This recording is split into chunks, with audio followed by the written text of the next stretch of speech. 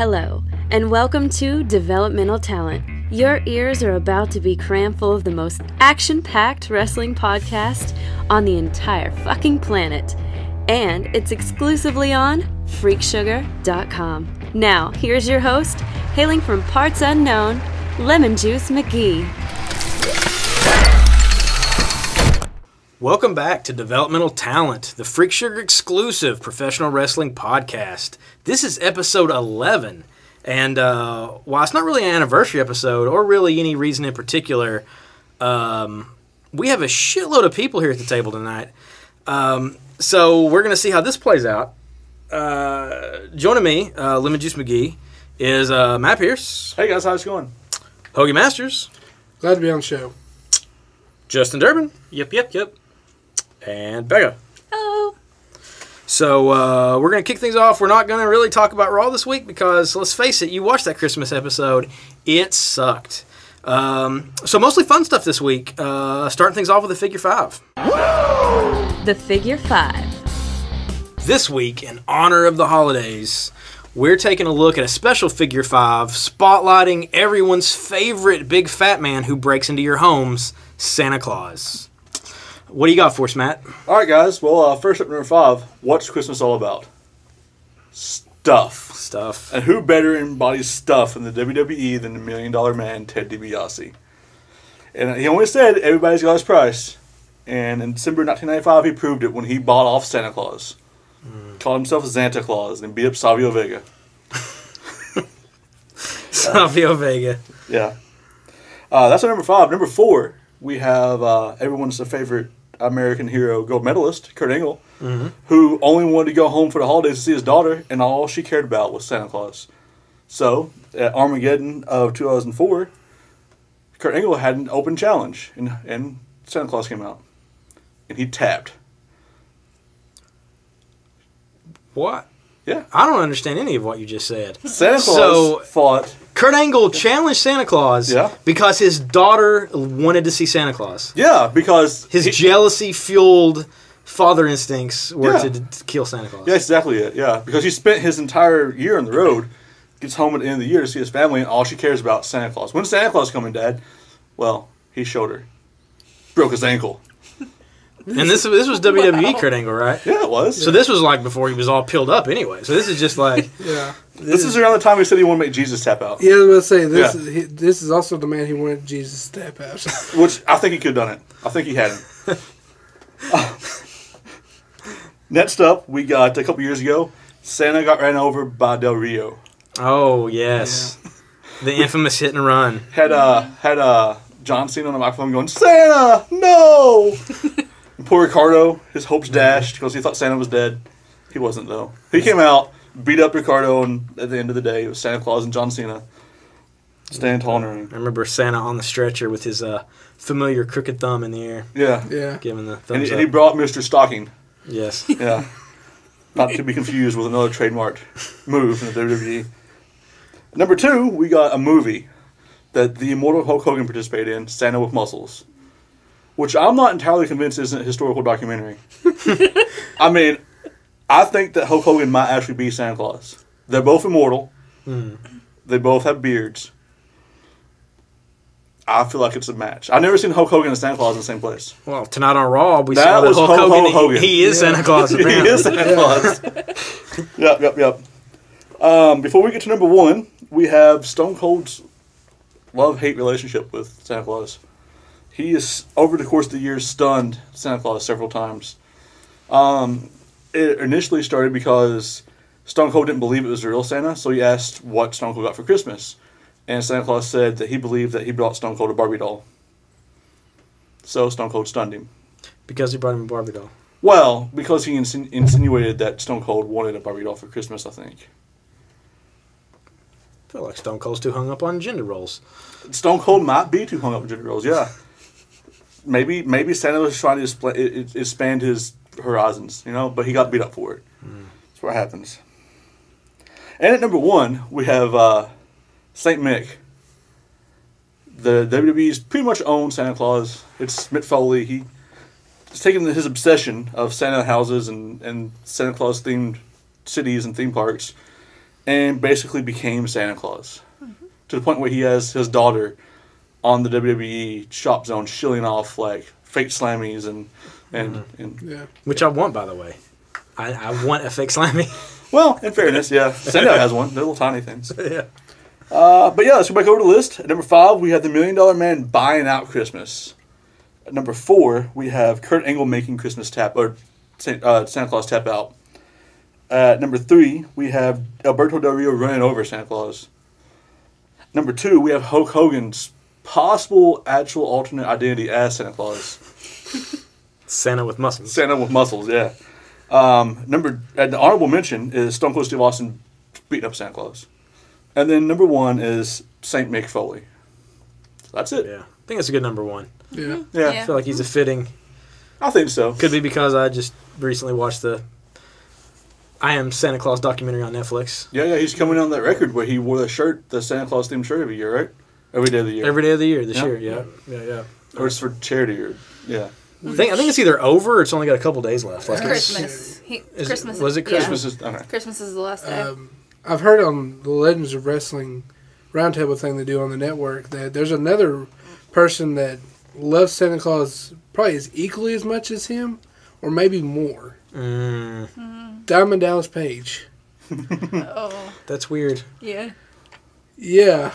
They talked about it on one of the episodes. Foley talks about it in his book. Yeah. Yeah. His first book, he talks about how DDP used to love, he said at the time that DDP didn't take it to the same level that Foley did, because DDP was busy running like strip clubs in Miami and all that. I feel like he still hasn't taken it to that level. I feel like he really loves Santa Claus, but he's like, I love you, Santa Claus, but I gotta hang out with Jake the Snake for a while. Yeah. You know, and Mick's just like, I'm gonna get the Santa suit. Thinking about it, there's a fairly good chance that Mick Foley might think he's Santa Claus. Yeah. He's been hitting the head a lot. Probably did. Yes. Well, in the documentary, he gets to be Santa Claus. Yep. At Santa Village. Is it Santa Village? It's the Santa Village, but it's like in Indiana, Santa Claus, Indiana. Yeah. That's where I know there's a big theme park there. Yeah. Holiday World. Well, that just goes to show the graciousness of the immortal Hulk Hogan to let Mick Foley pretend to be him for just one night. Oh, whenever they announced that Hulk was going to be Santa Claus on Raw last week, Twitter went crazy on McFoley saying, What? This is crazy. And he's like, oh, no, I got stuff to do. Like, it's fine that he's Santa Claus. He'll do a good job. He's got stuff to do. This is Christmas week. Maybe whipping some elves' ass in shape. What he's doing. My elves, his kids. Yes, his children. He's like he's in the garage. Make those toys. I don't know how. Well, these kids want Disney Infinity. It's too complicated. I can't make a PS4. I'll have some wooden mallet. Oh. So there you go. Yeah. Our rambling figure 5 for this week. This week in wrestling history. It's time again for This Week in Wrestling History, where we take a look back at the annals. Annals. I prefer annals. There you go. There's a quote. I prefer annals. Looking at just various events in wrestling that have happened this week. This week has a very shocking event. Shocking like a stun gun to the nuts. Or to the back in the case of the actual happenstance. Although nuts would have been, a much preferred thing. Here we have it with Hoagie Masters. Alrighty, December 27th, 1998, Starrcade.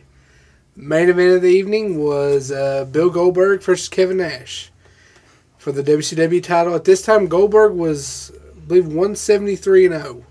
Undefeated. He was undefeated. Back and forth contest. I mean, a lot of matches they let Goldberg just dominate. But this one was back and forth. Towards the end of the match, they had a couple run-ins. They had Disco Inferno come out doing stupid stuff. Bam Bam Bigelow came out trying to fight Goldberg. During the match? During the match. There was no disqualification. Okay. So he came out, and then while they're trying to get Bigelow away, Scott Hall appears in security. Scott Hall, the first guy to make sense with a run-in in this whole situation. Appears in security outfit and takes a stun gun to Goldberg. Yeah. And the stun gun is like a cattle prod. Yeah. It's like a long stick. Like, Tony Schiavone, he literally described the sound of it. Fuck Tony Schiavone. Well, and then that led to... We've made it known on this podcast that we don't support Tony Schiavone. Yeah, I know. Eat it, Tony. Anyway, Goldberg went down, and Nash got him and went for the jackknife powerbomb and pinned him. Everyone's in shock. Goldberg had been defeated. Kevin Nash was your new WCW champion. Which this led to not the following night on Raw, but the Nitro, my bad, but the week after to the infamous Poke of Doom. Between the reuniting of the NWO. Yeah, with him and Hulk Hogan. If you've never watched that, don't. It was terrible. I feel like this is a bigger event in wrestling history than even Undertaker streak ending. Because I feel like 173 is a lot bigger number than 21. It is, but Undertaker's streak was hard fought, while Goldberg fought a lot of jobbers. It's not Goldberg's fault that he was head and shoulders above the rest of the roster. Plus, I feel like if you actually counted the number of opponents, I'm not sure if those numbers would have matched with the numbers that the announcers claimed. I don't know. I'm just saying. I think the bigger tragedy is the fact that he lost it by stun gun. Yeah. Or it took a stun gun. Yeah. Or it took literally, they had a match at the next pay-per-view. I believe it was Goldberg against Scott Hall in a stun gun on a pole match. Which actually sounds all right. Yeah, it does. Yeah. I'm not down If with you got the stun gun, you get to use it. Now later on in his WCW career, Goldberg was beaten with scissor kick from Booker T. So, I don't know. Booker T Goldberg was kind of a bad guy, and then Booker T also had a heavy knee brace, but Maybe the stun gun just fucked him up. it's like It just fucked up his whole anatomy. threw off his chemical balance. Yeah. He could have, yeah. Another thing that knocked Bill Goldberg out is a steel plate. Oh yeah, Oh. That time with Bret Hart. Yeah. He tried to spear Bret, and Bret had a metal plate underneath his shirt. Yeah, under his jersey. Yeah. Wow, Knocked him out. it did. Goldberg got him back. We talked about that last week. If you haven't listened to it, please do. Moving on, Hulk Hogan was on Raw tonight as Ho-Ho Hogan. But let's talk about a time before Hulkamania. The last reign with the WWF title before Hulkamania began, Iron Sheik won that belt this week. It was December 26, 1983. He defeated Bob Backlund in Madison Square Garden to win that belt, which led to, I believe, wasn't long after, maybe a year or so, then Hogan won it from him. And Hulkamania started running wild. Yeah, that was the beginning of Hulkamania. But that was the time before Hulkamania. The last time the belt... Let's not talk of such times. Yeah. It's like talking about the Roman Empire. It's just so long ago. Yeah. You can't imagine it in reality. Or Tony Schiavone on WCW. That's We're fair. talking about Tony Schiavone. Damn it, we're doing Tony Schiavone more press than he's had in years. The guy can't even get on anything. He's waiting. Yeah. Moving on to Tony Schiavone things. Final Battle, Ring of Honor's big show just happened a couple weeks ago. Talk about two final battles from the past. First one, let's talk about 2006. Homicide won his first and only Ring of Honor title, defeating Bryan Danielson, which most people know as Daniel Bryan, on WWE at Final Battle to win his first belt. And 2 years before that, at Final Battle, Austin Aries. The greatest man who ever lived. That's right. He won his first, because he's one of the only two men to ever win the Ring of Honor World title twice. Him and Jay Briscoe, the only two to ever do it. He defeated Samoa Joe, ending his 21-month reign as the champion at that pay-per-view. It's really impressive. The Ring of Honor title, it's even almost more so than the WWE title, almost. For a lot of guys, it's like the thing to win. Yeah. You know, like if you aren't in WWE, and you have any kind of option whatsoever, most guys will want to win that Ring of Honor belt because it means more than anything else. Yeah, I think so. I think it I mean, TNA is obviously a bigger company than Ring of Honor. Mm-hmm. I mean, you know, their TV deals, their camera work, it's all. Yeah. But I feel like maybe it's the working relationship with WWE and Ring of Honor. But it seems like winning the Ring of Honor belt is kind of like winning the NXT title. I mean, well, more elevated than that, but like it's like part of that line of, oh, I'm going to become something big. You win the Ring of Honor belt. Yeah. Then you win the NXT title. Then you go WWE. The TNA belt, when it was still the NWA World title, that's when it had all the heritage. Now they don't. I mean, people putting their face on it and stuff. That's those are horrible belts, but Yeah. their regular belt, oh, so pretty. yeah. Yeah. I'll give TNA that. They have a pretty belt when it's not got Jeff Hardy's face on it. Yeah. But yeah, that wraps it up for this week in wrestling history. There we go. You want to buy some death sticks? The word on Badstreet. Are you ready? Because this is the very first edition of The Word on Badstreet, where we talk about all the back alley rumors and bullshit that people talk about on the internet relating to wrestling. Justin Durbin has a pretty big list of things that probably aren't true. We're going to weigh in on it.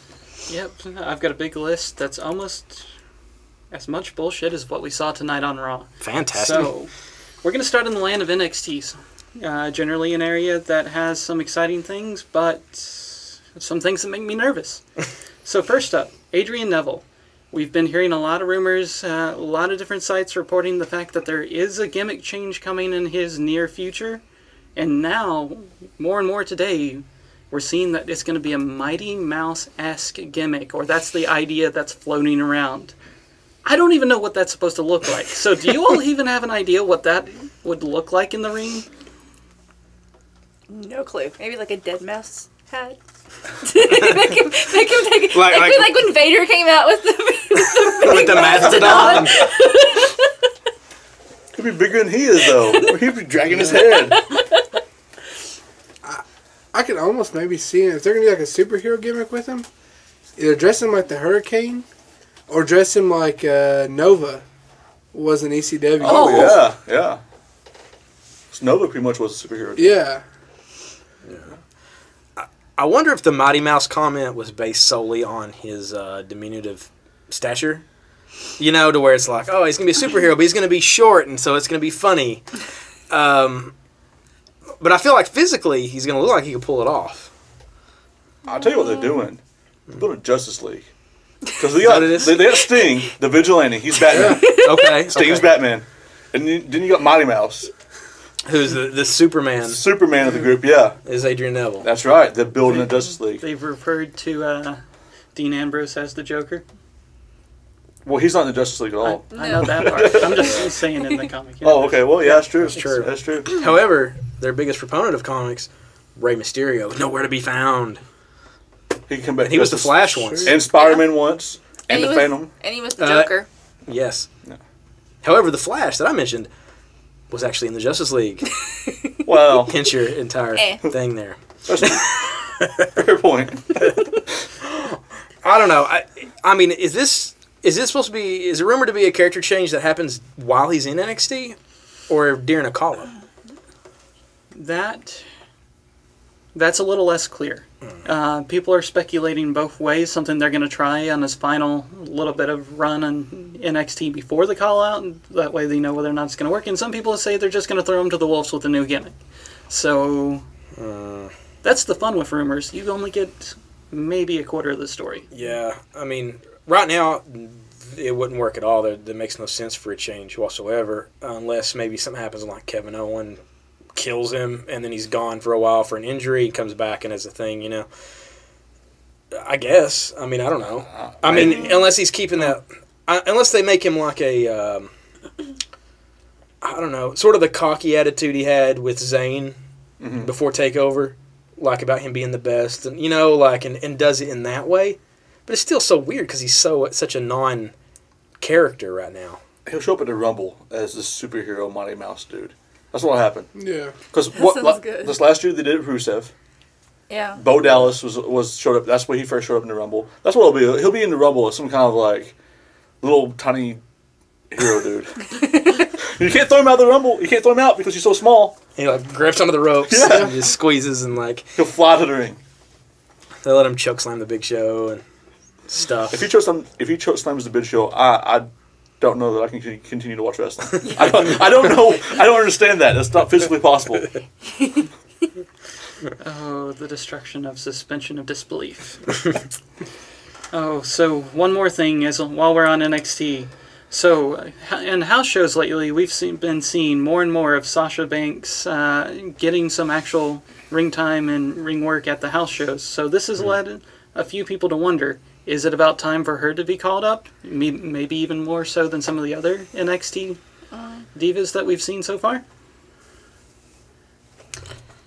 I've only started watching NXT, but I'd rather see Charlotte called up, like, all the time. Like, I've liked what I've seen so far, but they're the only two that I've ever actually really taken notice of. Because I just started watching, like, maybe, like... if any of them gets called up, it should be Charlotte. Mm-hmm. Before any other one gets called up, she's her first, and then go from there. Yeah, I think some of it is, I mean, they try everybody at these house shows. Plus, I mean, sometimes you got guys just wanting to go home, so they got to fill a spot. Yeah. So, like, hey, you're the lucky NXT guy who gets to come and, wrestle. And so they're super excited while the WWE main roster guy gets to go home for an extra day. We've been at house shows where we've seen Adrian Neville, and it's a long time, and then the Ascension are the next ones to come up. So, I don't think it's necessarily a... if they're at a house show, I don't think it's necessarily a showing of them coming up. Sasha, I think, is great. I think her match with Charlotte at TakeOver was tremendous. And a lot of it was Sasha healing it up that made it so good. But, yeah, I'm in agreement that Charlotte is the one who I think fits the most coming up. The WWE proper, and I feel like they need her more right now as more of a pure wrestler than Sasha. I almost... I don't like the notion of being... And since TakeOver, I've decided that I don't really like the notion of being called up anymore. Because Triple H is all about having NXT be its own thing. So, I feel like Charlotte is better served of staying in NXT and being the person who builds their women's division. I mean, I'm sure Charlotte would love to wrestle at WrestleMania for that's fine. Why not let the NXT people have a match at WrestleMania, We've said that multiple times on the podcast before. But if they want to build NXT as a serious entity, and not just as a farm, they need to start letting some people stay in NXT. And just explain to them, hey, we'll build an NXT around you. Instead of sending you to Raw to be in the Santa's Little Helper match and lose to Natalya in a minute. I mean... Yeah, I like that idea. I just kind of... I feel like Charlotte just doesn't belong. I mean, she is literally head and shoulders above everyone else. That's true. And just, I mean, Sasha fits. Becky Lynch fits. Bayley fits. Like, I don't know. It's tough to explain. I think it's maybe more of a visual thing. I will say Sasha's gimmick is pretty much Raw ready. I mean, as far as what it is. I mean, she's pretty much a Raw diva. I mean, or like a main roster diva is what she pretty much is. As opposed to Charlotte, who's just a wrestler who happens to be a female. Yeah. Which leads us nicely into one of the other topics we have to discuss, and that's, well, AJ Lee. Is she about to be out the door? Is she out of the WWE? Is that a spot that's going to that will need to be filled? I think it depends. I think if Punk does well in the UFC, AJ Lee will leave. Yeah. I think she'll have to. I agree. If Punk goes to like Ultimate Fighter or whatever and winds up being a big deal in the UFC, I think the heat will be there'll be so much backstage pressure on her, she'll just leave. Yeah. But if Punk fails, then somebody's gonna make the money. Yeah, someone's gonna make the money, and we're doing you a favor by letting you stay here because your guy couldn't cut it.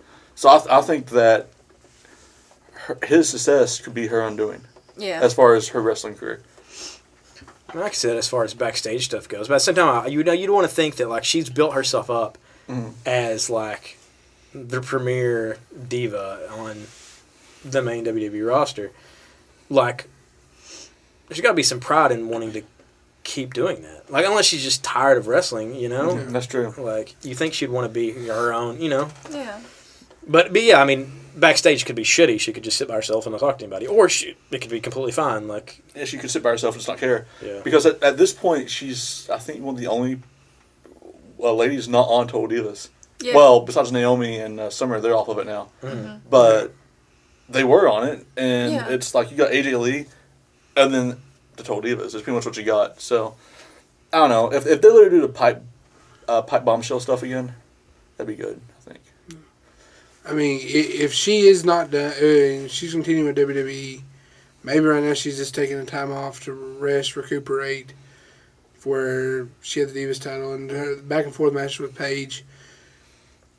I honestly hope she comes back, like on there a lot, and her and Charlotte feud.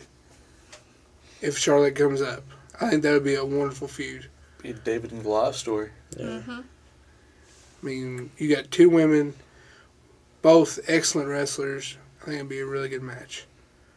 Yeah. But even if she wasn't around, you've got Paige on the roster, which and Yeah. Paige and Charlotte have a history of that same type of what I feel like you'd essentially get in the same type of matchup. Yeah. And Paige is slowly building up to maybe overtake sometimes AJ Lee as the premier diva. Even though she's sort of going to be a total diva, so she's not really the same thing. Yeah, but sort of. It seems like she hasn't been on TV a lot though lately. She's been on main event stuff a lot, Yeah. Doing matches against Emma. Yeah, so I honestly think I'm right with you all in the fact that I really do think we'll see how this plays out with CM Punk's career. But while we're on the topic of departures and UFC, another big thing we're hearing a lot of in back alleys and internet fan pages is the fact that Brock Lesnar might be out the door. And in fact, this is getting a little more credibility with websites like Cage Side Seats reporting that licensing partners are now being told not to make new merchandise for Brock Lesnar, sort of in this possible preparation for his departure out the door. Do we see him leave sometime soon, or when do we see him leave?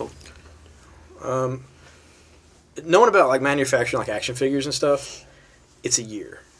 It's a year from the time, like say Mattel scans somebody in, decides to make an action figure, plans it out, gets it out into production, and then on the shelves. However, that's an action figure. Something like a shirt or something like that, not going to be nearly, a collectible cup. Those things aren't going to be nearly as long. So, but still, you're looking at months as far as developing and manufacturing stuff. So, while it could be like it could leave at Rumble. I feel like Mania is about the earliest that it would affect the bottom line of a factory or a company producing something. Yeah. I've read somewhere that his contract is up the day after Mania. So honestly, I could see maybe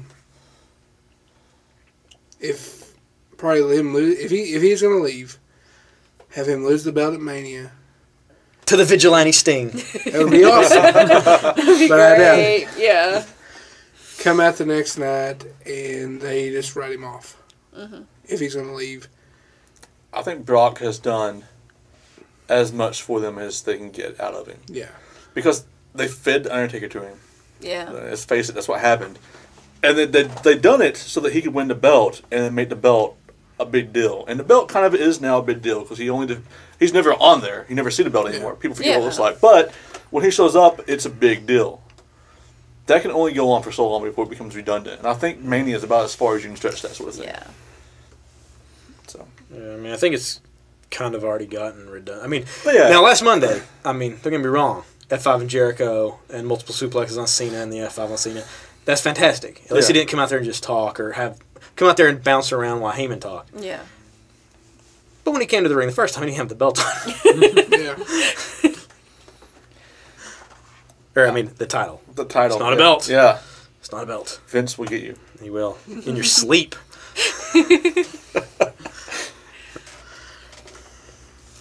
So, that's talking about Vince and the whole backstage side of things. One thing we're starting to hear now is that, some of the talent out there is starting to think that it's time for a change, that it's time for Triple H to take over being in charge of the main roster. Is it time for that to happen? I in a way, yes, in a way, no. I mean, this going based upon what Triple H is doing in NXT, possibly yes. I mean, I don't know if he's ready fully to take that role as Vince. I mean, he helps Vince a lot. Mm-hmm. Him and Stephanie both do a lot backstage at the show. Sometimes when Vince ain't there, they run the show backstage and everything. So, I mean, based on his work that he's doing in NXT, especially based on this last takeover, he possibly may be soon ready to do that. I feel like Vince needs to stay with the company in some sort of limited capacity. Mm-hmm. Vince needs to be with the WWE until he dies. I mean, it's just how it is. I feel like now he does need to be scaled back. Triple H does seem to have a grasp of the social media networking, all that Vince has no idea what it even is. I mean, the interview with Stone Cold proved that he doesn't really understand how to get feedback from, the universe or anything like that. He just doesn't really. That part of him is behind as far as understanding what's going on. Vince has the great wrestling mind. He's just starting to more and more need to filter. So maybe Triple H needs to be that for a while. Now, still sit the learning tree for a little bit. Just maybe help prune it a little bit. I mean, people are saying that because NXT TakeOver, our Evolution was so fucking badass. And it's because NXT is Triple H's baby, and it's so great. But what people forget is that, like, NXT has, like, at the most now, like, 4 special events a year. Mm-hmm. And they have, like, an hour of weekly programming to fill. They don't have 10 hours of programming or a pay-per-view every single month. Plus special stuff like Tribute to the Troops and all this that they have to fill storyline stuff for. So you can naturally make your stuff hit harder and be more impactful and be more interesting when you're doing things the same way the WWE did back in the 80s, which is what NXT gets to do. Mm-hmm.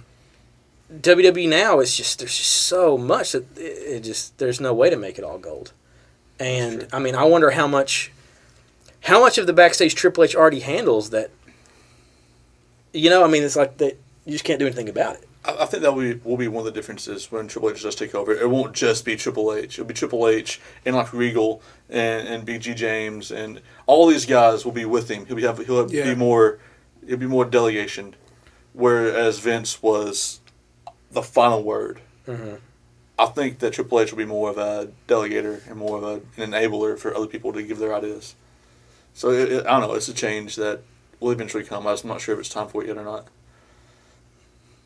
Yeah, I mean, it's not like WWE's going in the crap or anything. I mean, no. I mean, regardless of tonight's Raw, that's how the holiday ones usually are. Yeah. So it's, WWE's holiday gift, disappointment. Yes. it's the gift of, go spend time with your family because you can skip this Raw. Our roster's home. Yeah. Oh, so since we are now getting a holiday season, and that means we're getting closer and closer to the next WrestleMania, let's talk about these blossoming rumors we have in regards to WrestleMania 31. Okay. One of the first ones I'm curious about, just because I don't know if this one does pan out to be true, who in the world they'd put against him, and that is a possible Hulk Hogan, quote-unquote, final retirement match for WrestleMania 31. This is turning into like Hogan wants a match, and then Hogan wants a retirement match, and Hogan wants a retirement match for the belt. Hogan doesn't. It's like he understands his place, but he doesn't like it. Maybe. I don't know. It's like the Yavapod death strap match that they had forever ago, where like it was a strap match, and then it was a death match, and it was a death strap. Hogan just escalates things to the point where he wants to beat Brock Lesnar at WrestleMania for the belt. I feel like what he wants to do because of the grandpa comment that Brock made at Hogan's birthday. I could honestly see if they're gonna let Hogan do a match at Mania, it's not gonna be by himself. No. They're gonna have a tag match. Yeah. I think I've said it before on the show. have him and Cena versus Rusev And God. You brought this up. I was thinking maybe like the Iron Sheik or something. The Iron Sheik would kill Hulk Hogan. Yeah. He would. He'd break his back and make him humble. He says it on Twitter all the time. Maybe Nikolai Volkov. He was bigger for Russia. That's true. That's true. Like some other Vladimir. legend. Be with Rusev. Ivan Drago. That'd be awesome. The Battle of the Rocky Villains. Yeah. Mr. T could be the guest enforcer. His mom could be Dream Bell. Gotta love his mama. On Arbor Day. Wow. Yeah. The Hogan tag match is the soft way to go with it. I think it's going to be a no match. I think Hogan is like Ric Flair, and he's talking about how he would love a match, but WWE does not give a shit about having him wrestle. There's your match. Have him fight Ric Flair. Yeah. I would like to see To that. the But death. there's a chance it would end that way. It's something whenever you say, talk about Ric Flair being in a match, and he's the healthiest person in the ring. Mm-hmm. You know? I'm pretty sure Flair could probably pass the physical. Yeah. Oh, yeah. I mean, Hogan is like, if you pat him on the back, he'll die. He's like, he's not going to, I don't know. But someone like Flair or... Well, Hogan's been challenging Stone Cold lately. Yeah. And Stone Cold's just like, fuck, I'm not wrestling again. Like, Yeah. Punk quit, I ain't got no point. I don't know. I'm more excited for who Sting's going to wrestle at WrestleMania. Hogan could be there, and I can wrestle Burt Reynolds. I don't know. yeah. As far as that rumor, I think it's a debunked shit rumor. I don't think Hogan, even if he wants it to be true, I don't think WWE cares. Like, Maybe they'll have him and Vince fight again. Yeah. That was a pretty good match. It was WrestleMania 19. Yeah. And Piper hit him with the pipe. Yeah. They don't do that brutal anymore. That's true. Maybe in a thumb war.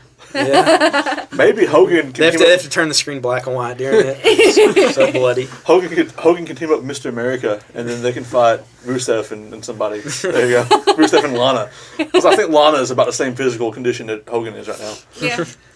Bad back.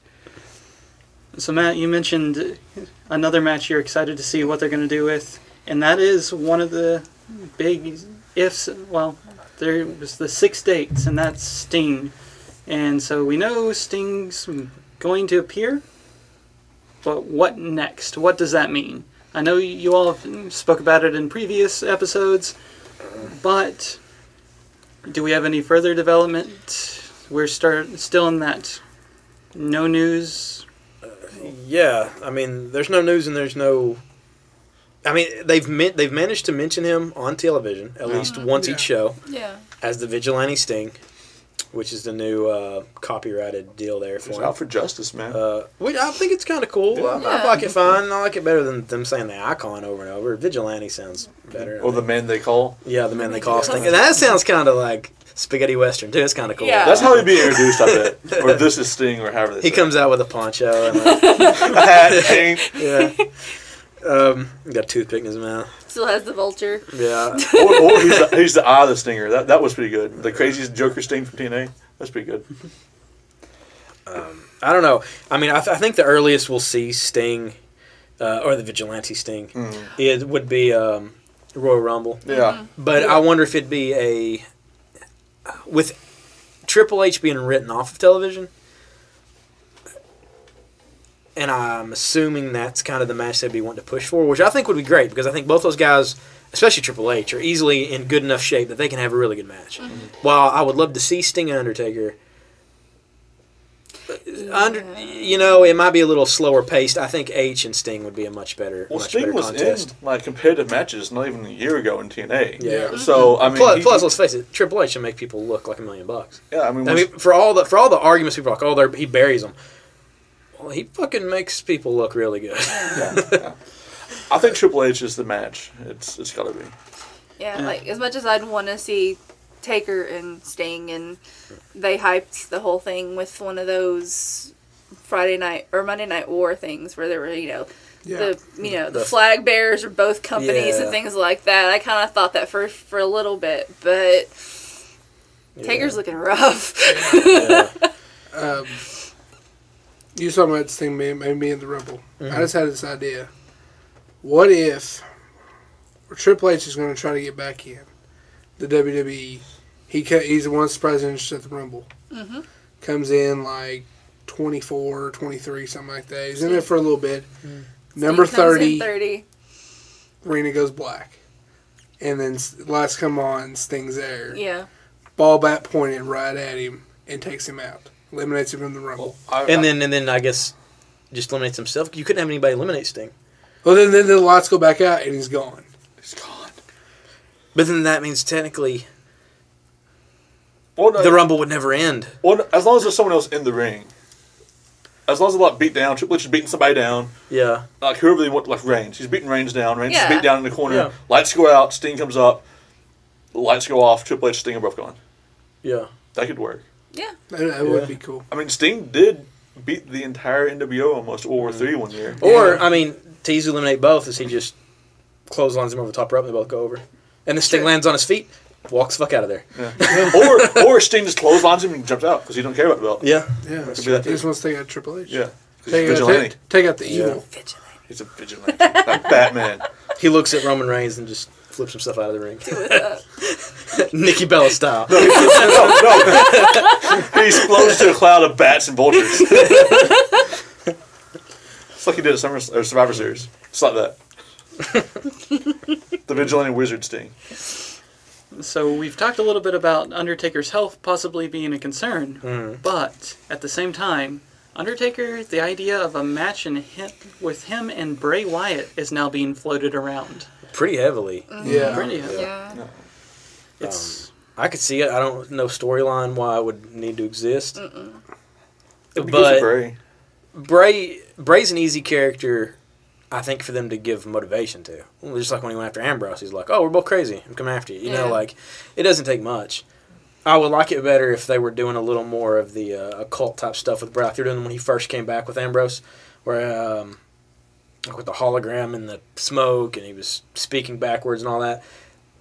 And then Taker come back, and it'd be like this full ministry occult. Yeah. Like throwing lightning devil bolts. fight. Like we're just throwing lightning bolts and making it rain. Yeah. They just have like a superpowers battle. Just crucifying everybody. Start Rowan and Harper crucified. Ambrose comes and cuts him down to the surprise of everyone. The Bray thanks him with tears in his eyes. The Ascension's the new acolytes. Yeah. There you go. Well, that was my thought. Was the Ascension was like, well, the Ascension come in with Bray and then make like a new ministry, and it pisses Undertaker off. Yeah. But they're not going that way at all with them. No, they're going like Mad Max, Road Warrior type stuff with them. Yeah. Which is cool. So Like a Road Warriors version of the Werewolf and Vampires. yeah. Last thing to say before we move away from the WWE and into a little bit of TNA is, well, the idea for the location of WrestleMania 32, there's rumors they're going to announce that in January, and when they announce it, they'll announce it in Dallas. That'll be in Dallas for 32. Yeah. Well, I've heard this also. I've heard this for a year or two now. Originally, they wanted to do, I believe, last year at Dallas. Because the reason they want to go there is because of the stadium. Because they're going to try to get the indoor attendance record back. Yeah. And they're going to try to do that whole most masks being worn in one place. That's true. Yeah. And because that arena holds it now for, I believe it was one of the NBA All-Star games. Beat the WrestleMania 3 attendance. That arena, like if you watch the NFL, that arena is huge. Yeah. Mm-hmm. It's just it's obscene. Yeah, and they'll pack it out. Yeah, they will. Yeah. It's just What it'll mean for all the fans is that there will be some cheap nosebleed WrestleMania tickets. And you'll be able to see shit because there's a huge like Titantron sized jumbo thing in the middle of that. All Jerry right. Jones spent a lot of money on that damn arena. that'll be good at least. Yeah. So, shifting gears into a little bit of TNA. So, Abyss, if you look at some of his websites and personal media, you can now start to see that, well, he's starting to now take some independent bookings. Does that mean we now see a departure from TNA Impact? No. I think I might be wrong, but I think there are a few guys. I know the Wolves have taken some bookings with other promotions. I think it's just one of those things where TNA's kind of on hiatus right now. So it's not... Before the Destination America thing starts, like, they're showing best ofs on Spike and then nothing until Destination America. So I think maybe they just got some free time. And which is something that I'm surprised about, is that TNA's contracts would allow for that to be a thing. Which Abyss actually was on an AIW thing a couple months ago. It was the Wrestle Rager. It was like a 3-day event thing they had. He was there for just 1 day, but he was still on it. I'll tell you what I think. Because the whole thing about them maybe going off the air was they didn't want to take less money. Mm-hmm. And they eventually had to go to Destination America. Mm-hmm. What if, to keep some of the guys that are household names in TNA, they've reworked their contracts to do limited indie appearances. So that way they can make up some of that income. Yeah, that way you make up... Because they can't make it up merchandise. There's no way, really. No. And Destination America, I don't know anyone who has it. Yeah. So, but like I say, I mean, if the Hulu stuff works out, conceivably they'll have a huge audience. Oh, yeah. But it's one of those things where maybe they told the guys, like, look, we're taking less money, but you guys can go work, we can work. As long as it doesn't interfere with TNA taping. I mean, they can't go like the Ring of Honor or nothing like that. Yeah. It's like... No. They tried that. Smaller independent things. They tried the Ring of Honor with Matt Hardy, and that did not They go tried well. a couple times, like, because they had a working relationship with Ring of Honor, and then it stopped. I think it was because of Ring of Honor ownership at the time. It's something, I don't know. Mm. But and then it stopped for a while, and then it started up again. So I don't know. Now it's gone. I mean, but as you see in all these documentaries, WWE I think has a pretty good working relationship with Ring of Honor. Oh yeah. So I bet you they're kind of like maybe you shouldn't hang out with TNA. I think TNA's relationship now is more with OVW. I think that's because they actually were they were TNA's developmental for a while, yeah. But I don't know how much that relationship. I think that's where one of the bromance guys came from, maybe. I know that's where Rockstar Spud came from. Maybe that's what it was, yeah. Because I've watched a match, him and Cliff Compton. Yeah. And so they have wrestlers from OVW, and they're sort of a unofficial farm, I guess. Yeah. Well, like we were at a county fair this last summer, a few of us, and we got to see a up-and-coming TNA guy. They were having him travel the roads with the TNA crew, wrestling small shows. He wrestled Tatanka. He wrestled with Tatanka. With Tatanka, tagged with Tatanka. Yeah, tagged with Tatanka. Right. Yeah. And the guy looked like what you'd think a TV wrestler would look like. And he's on TNA now. Yeah. So I didn't know that. I mean, I guess that's kind of their current developmental is they bring them up through, which might be. I mean, as far as I guess getting more legitimized by wrestling with multiple people around the country like the old style, I guess that's maybe more of a way to do it. Like as far as like I guess for like a veteran's like quote unquote proper way of doing it would be to do that instead of it's the complete opposite of doing the Performance Center. I think the big question is, will wrestlers be able to have a working relationship with Global Force Wrestling? I think no, but maybe. I don't know what the situation is with. I mean, Jarrett's still part owner, part right? of TNA, but I don't know what that. I mean, he stepped back completely from it, so I don't know. I could see Jarrett working more with Ring of Honor. I think that'll happen too, working with TNA. Because where they've all three, Global Force Wrestling, Ring of Honor, and New Japan. Ring of Honor and New Japan work together real good, and then Global Force, Jarrett's going to be working with New Japan next month. Yeah, I mean, Jarrett's going to be working with AJ Styles, and TNA's not working with AJ Styles. No, that's for sure. That's true. So, we've talked a little bit about the idea that maybe this move to do some indies is to try to get some budget cuts. But at the same time, Wrestling Observer newsletter is reporting that there's supposedly been a contract floated out to Alberto Del Rio for a $400,000 a year contract. And this is apparently being pushed from the writing creative. $4,000? No, 400,000. Okay, there we go. Because I was thinking, is that for one show? Is 400,000 a year. Sorry, 400,000 from TNA yes. for Alberto El Patron? Alberto El Patron. It's a risky move. I mean, it's a smarter move than say Hogan probably. Yeah. Just because for what Hogan was able to do for him. Yeah. But Hogan was also paid for by Spike. El Patron's going to be paid for by TNA, and I don't know if they can afford it. I mean, he'd be great. Yeah. But I would look at like Christian. When they got Christian, that was the best, even better than Angle. Christian was the best guy that they ever got. Because Christian, at his height of his career, he wasn't, the tag team, with Edge and Christian, but his singles career is pretty much TNA. I mean, Captain Charisma and just, he was NWA champion there. Yeah. He was good in TNA. Like, really good. He wasn't whining about one more match or anything. He was actually a legitimate main event guy. I think he'd be good in TNA, but honestly, I could see him doing more. Like, if he's wanting, like, help-wise, go to Lucha Underground and stay with AAA. Yeah. Well, she's doing Kind Lucha of Underground thing. this year. Yeah. Apparently, he has, according from some of the same sites, he has an open contract with El Rey Network. Awesome. Which would be AAA stuff in Lucha Underground. Lucha Yeah. Underground. Yeah. And then Ring of Honor, he's working a lot of dates with Ring of Honor, too. Yeah, he's working the next 3 shows they're doing, and he is on the poster for their next pay-per-view. That's cool.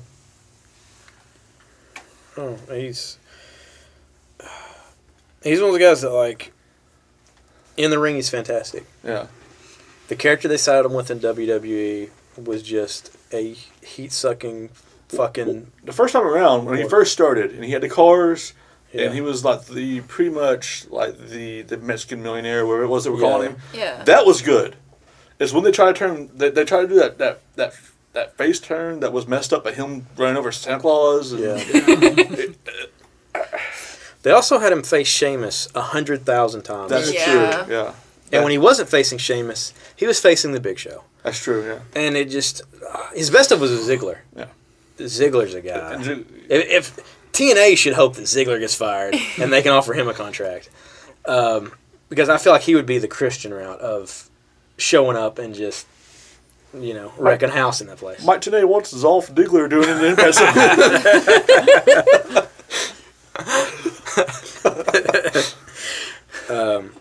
Yeah, I think Alberto, where he's at now, is great. He's like AAA champion. He's dealing with Ring of Honor, Lucha Underground, which, as we've said on this broadcast many times, we love it. It's amazing. Yeah. I mean, he's been in WWE. He's been, like, to the quote-unquote top of the mountain. Like, Yeah. This is where, like, what he's doing now, I mean, that's like the legacy credibility wrestling he's doing right now. Like, I wouldn't, if I was, I mean, going to TNA, I mean, you got that's a lot of secure money, though. Yeah. I couldn't blame the guy. And they've got good talent. And They've got then good make him stuff. champion. They build around him. They would. Yeah. But in Ring of Honor, he doesn't have to be on the mic. Because, I mean, the guy can talk, but he just has one of those characters that he's real serious, and it doesn't go over as well whenever, it's not sports entertainment-y, I guess. It's more like, I'm a legitimate guy who can beat you up. Yeah. And he makes those kicks look, deadly. Yeah, he does. Yeah. But, I don't know. Like, that could be true. I mean, they could be offering the contract as far as that rumor goes. I don't think they would. I don't think he'll sign it. Yeah. I don't see why he would. If he signs a contract with anyone, I could see it maybe being Global Force. I could see Because that. Jared doesn't exactly have any actual talent signed. He has a deal with New Japan, Yeah. but he doesn't have like a roster. Supposedly they're going to be filming 52 Live, episodes live, a year in Las Vegas. And it's like who's going to be there on the shows? I bet it's be like a Lucha Underground type thing. And it might be, and if it is, that'd be awesome. Yeah. Yeah. Especially if he's pulling people from Ring of Honor. Ring of Honor, and PWG, and New Japan, all these places, and maybe Chicago guys. Yeah. And so, final topic that I've sort of found in my research that's really floating around there, and that is the fact that on Impact Wrestling, we're going to go to a PG, no blood era. Thoughts? I think they should tone. I feel like TNA should tone down the cussing. It's to the point where, like, I guess they told them they don't care if they cuss. And so you got Ken Anderson going like, damn, shit. You know, like nothing was serious, but all the time. And it loses its effectiveness. Yeah. So that should probably get a cap on it. Wrestling, though, is suspension of disbelief is fighting. The guys are fighting each other. Blood's necessary.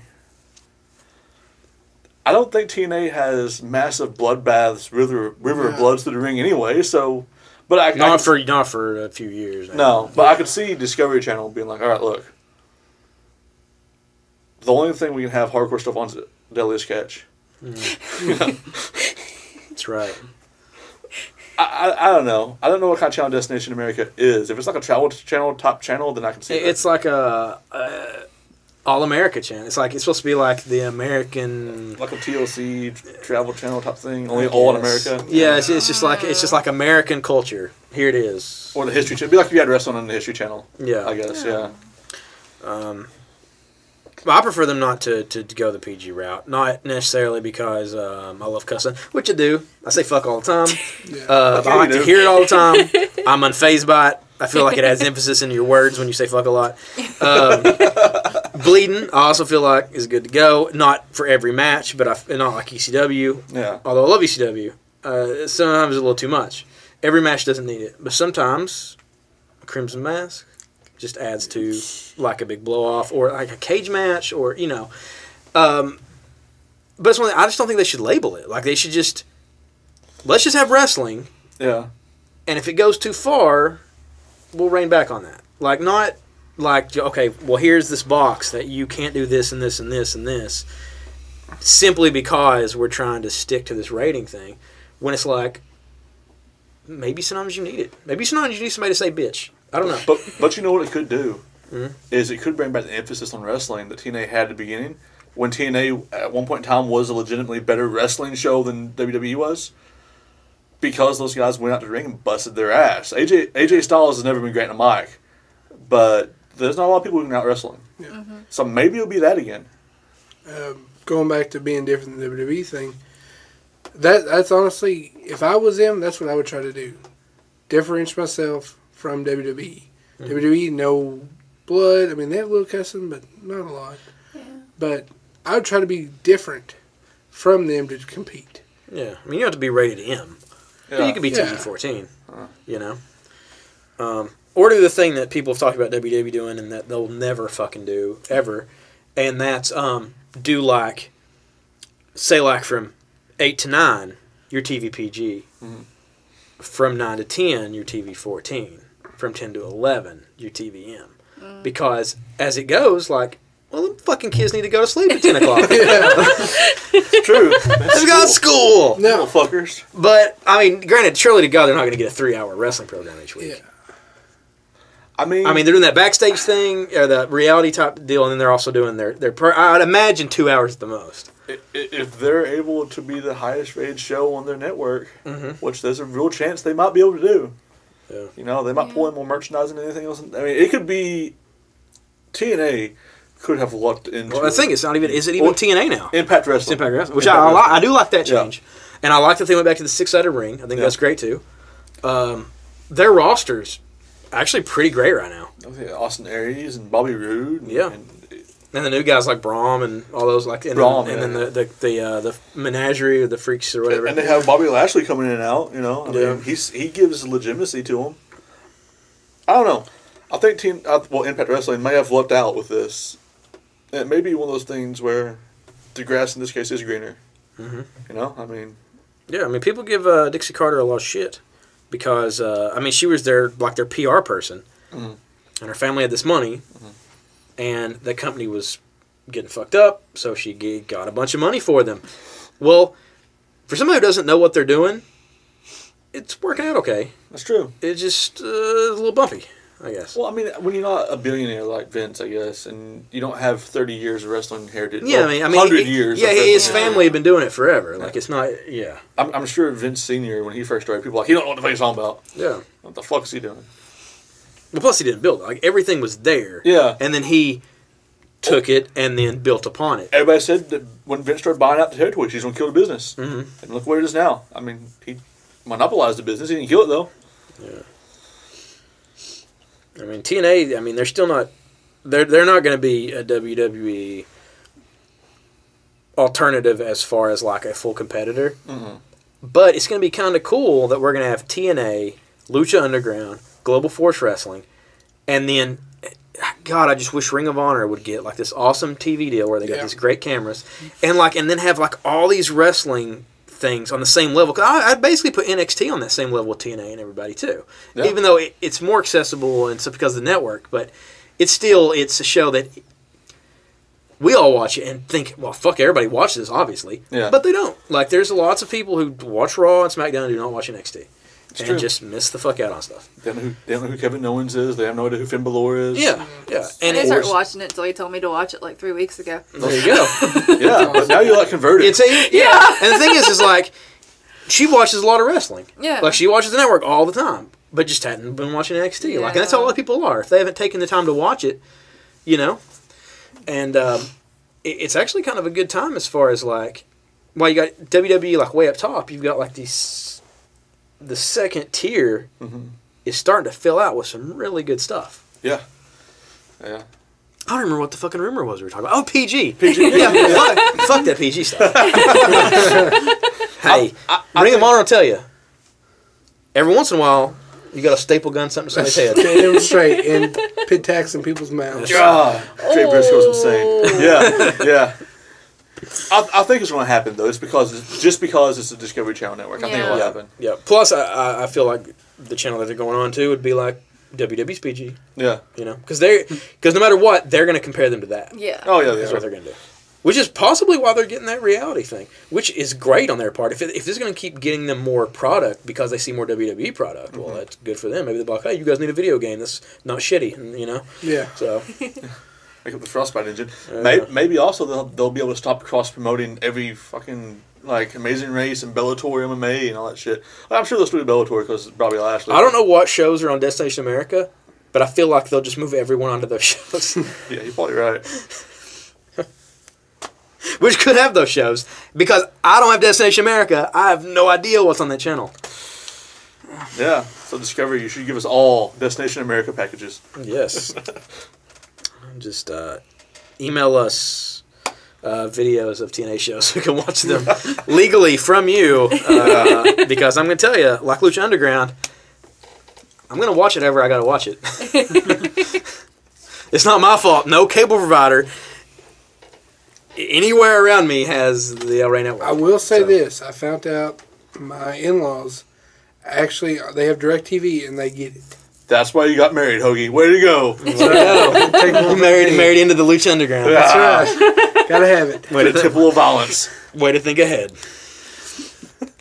All right. So is it for rumors this week? That's it on my list. That's it from Badstreet. That's it. That is the word from Badstreet. Our very first one. A lot of bullshit, a lot of not. Take it for what you will. The $9.99 Match of the Week. This is the $9.99 Match of the Week, where we find a hidden gem within the walls of the WWE Network and pull it kicking and screaming into the light of day. With this week's $9.99 Match of the Week is Hoagie Masters. All right, folks, we're going to talk about Fall Brawl 1993. This was the co-main event of the evening. Rick Rude versus Ric Flair. Battle of the Ricks. For the Wrestling World title. The reason it was called this is because this was the first time the big gold belt was not preferred as the NWA title. They didn't know what to call it because WCW had split from the NWA earlier that month, and so they just named it the Wrestling World title because they had the WCW title and they had this belt. So they owned the belt, so they got to keep it.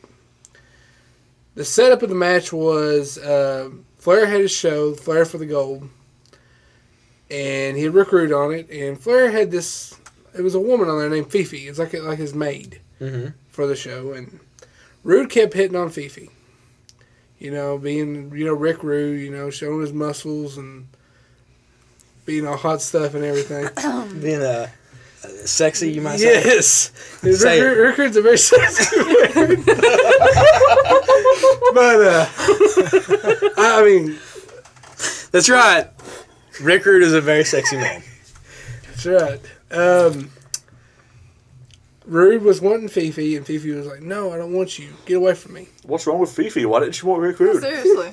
I mean, I don't know. that hunk of man. Who Did she wanted see that? his tights? Did she see? Well, He probably had his face on. No, he had like this regular clothes on at the time. Rick Rude owned On Flair for the Gold. And she pushed him away, and him and Flair, Fifi and Flair started walking off, and Flair was making jokes and everything, and Rude just grabs the belt and just hits Flair over the head with it. Knocks him out. Did it bust him wide open? No. No. Gave him the Rude Awakening also. So to set up this match between the two, very good match. This was the pre-Bill Watts era, where they couldn't throw people over the top rope and everything like that. Or disqualification. That's right, because they were throwing each other over the top rope. Flair actually came off the top rope to the outside onto Rude, which I've not really seen much out of Ric Flair do. Very good technical match. Rude and Flair, actually did Rick Rude's finisher on him. Did the Rude Awakening, and Rude managed to kick out. The ending of the match was kind of weird. Flair had got the figure 4 on. Rude and Fifi they had that entrance ramp thing. It was kind of high up. The one that went down actually against the side of the ring? Yeah. Okay. And she was standing up on that, and I guess the ref thought she needed something. I don't know what the deal was. It didn't actually explain it. So the ref went over to her. Not over there where Flair had the figure 4 on.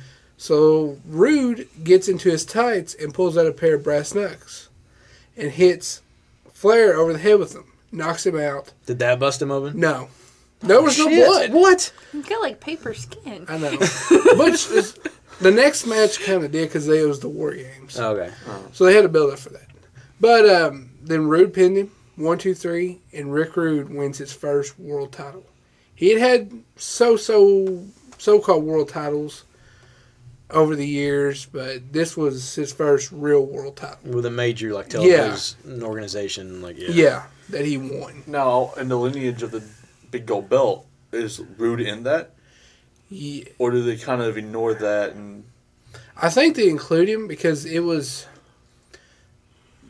had it for a while, off and on. He they had a rematch the next month at Halloween Havoc. Rude won again.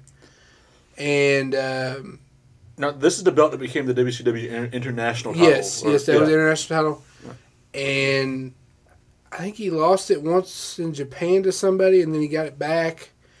And then him and Sting had a match, which ended up being one of his very last match. He had, because there was an incident where, I forget what it was, but he hit something and it messed his back up. Yeah. And they came on, it was Slamboree 94.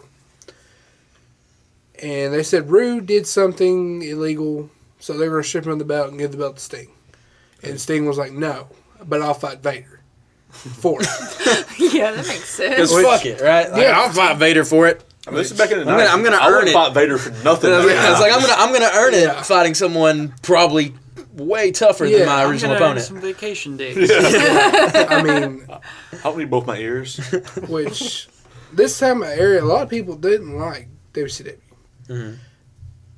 Going back personally, I like this time of era because this is when Rude was big. Because I like that version of Rick Rude. Not a big fan of the late 80s Rick Rude. I like this Rick Rude better. And Big Van Vader. Vader is one of my favorite wrestlers of all time. And I just love this era, which he was in the main event in the War Games. It was Team Sting versus Team Vader.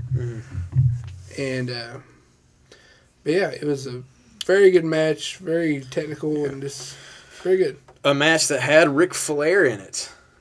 Ric Flair, who has been in at least the last 3 $9.99 match of the weeks. And you know who called that match?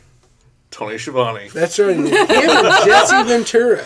Oh, wow. Which, if you watch the next pay-per-view after this on the network, you will see a weird thing with Tony Schiavone, where they didn't suck? No, he still sucks. But it was very weird. They started the thing because of Halloween Havoc. They started as a video thing where... Oh, I know what you're talking about. These kids are trick-or-treating. And this kid's like, well, let's go home, we're done. He's like, this one kid's like, no, I want to pick the next house. It's going to be really scary and everything. So they find this big haunted mansion. And they ring the doorbell, and there's Tony Schiavone. Tony Schiavone, that 1%er in his fucking haunted mansion. Right. Hey, in the words of Tony Schiavone, you can go to hell. And he's standing there, he's like, hi, kids. Oh. And they're like, Tony Schiavone, why aren't you at the pay-per-view? I have a helicopter. You can't even say it. You can't even say it because it's so insane. That Tony Schiavone, living in a haunted mansion, had a helicopter at his beck and call to take him to the pay-per-view because he's the most important part of that thing. That's right. And then they were sitting there talking to him. And they were like, what's that smell?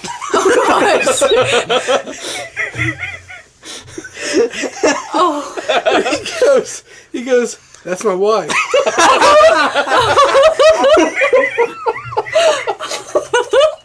She's baking. What, was he baking his wife? He was cooking her? That's what they're indicating, I believe. They were insinuating that he cannibalized and murdered his wife before taking his private helicopter and then to the pay-per-view. And then I forget what the rest of it was. I think I actually turned it off after that. It was so bad. Tony Schiavone, is there anything you haven't ruined? But then they showed him and Jesse Ventura on the announce team. And he was dressed up as Jesse Ventura. Did he have the thing in his chin? Yes. Oh my God. He was bald and had the boa and everything. Oh. Straight up Jesse Ventura. I forget what Jesse dressed as. Tony Schiavone? No, it was something else. Maybe you just saw him and then switched spots. That's the whole thing. Oh no, it was Tony Schiavone. You could tell it was a little scrawny ass. Compared to Jesse Ventura, he's scrawny. I'm more concerned now. I want to know if the kids took candy from him. Well, it was just full of razor blades. Or he's the reason. He's the reason for that wives' tale is the fact that he gave away candy with razor blades in it. Tony All I'm going to say is, you want to find out more about this infamous Halloween Havoc thing, get the network and watch it. Halloween Havoc, 1993, which it had Vader and Cactus Jack. It was the main event. Bang bang! Is that where Jack lost his ear? No, that was in Germany. This one was like some kind of death match. I forget what the rules were for it. It was something really weird that WCW did. That wasn't 99 match of the week though. No, it was Rick Rude. Now that was a very good match. Who's one of the unsung heroes, not heroes, but like one of the better guys that people always kind of overlook. Yeah, Rick Rude's always been one of my favorites. And Ric Flair, who of us individually scanning the network 3 weeks in a row, and we don't really go over these before we do the recording. You know, we may mention it, but like we don't talk about it beforehand. We don't make the case for it being the 999 match of the week. Ric Flair has been in the 999 match of the week 3 weeks in a row, which shows that he's the fucking man. Yeah, and he's wrestled a lot of fucking matches. Yeah, he has. A lot of really good classic matches for whatever reason that we pick, and generally it's because there's good wrestling in them. Yeah, yeah. Or something insane in them. He's been in a lot of insane things, really good matches. Remember when he was the Black Scorpion? Yes. Sting.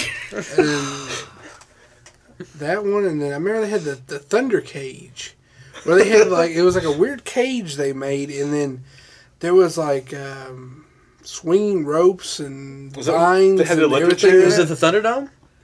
No, this was there just a Two walk chainsaw? in. One walk out. No, this was something. It was like Sting and Ric him, Flair beat someone with a whistle? versus I think it was like Muda and somebody else. This is like an old one. But no, the electric chair one, that was like a 5-on-5 match they had. Who ended up? Is it Abdullah in the Yeah, it was chair? Abdullah. Abdullah got electrocuted. Because Cactus Jack thought Rick Steiner was in it, but it he was hit really the switch. It was Abdullah. And Abdullah just took it. And then Well, and was like, I'm fine. I can't tell you how many times I confuse Rick Steiner for Abdullah the Butcher. Yeah, I know. Daily basis. So easy. I'm like, hey, Abdullah. Oh, you're Rick. I'm sorry. If you stand them side by side and give them a fork, you can't tell the difference. Can't. Yeah. Like the twins. Abdullah's a lost Steiner brother. He wears the earmuffs.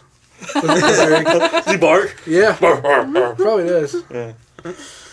DMX is also a Steiner brother. Okay, so the 9 a.m. match of the week was from what show? Fall Brawl 1993. And it's on the WWE Network. Yes. There you go. The big finish. And that pretty much wraps up our show for this week. It's been great having all our guests here tonight. It's kind of cool having a few extra people at the table. Pretty much going to shut this thing off before it just devolves into some type of like Tony Schiavone witch hunt, which it seems like it could be the case.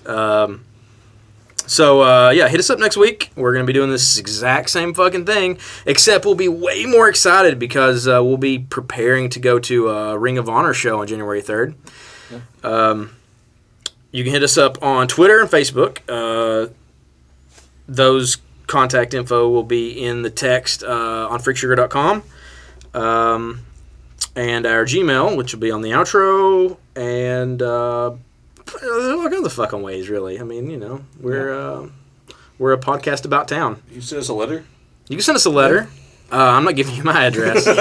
But you could send a letter, and someone may eventually get it to us. It's like Santa Claus. You just write to developmental talent, put it in the mailbox, they'll get to us. Yes. Like magic. Yes.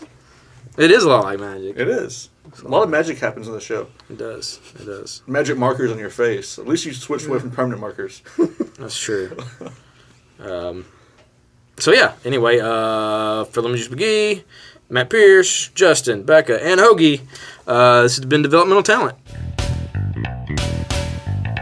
Thanks for listening to Developmental Talent, but the show doesn't stop here.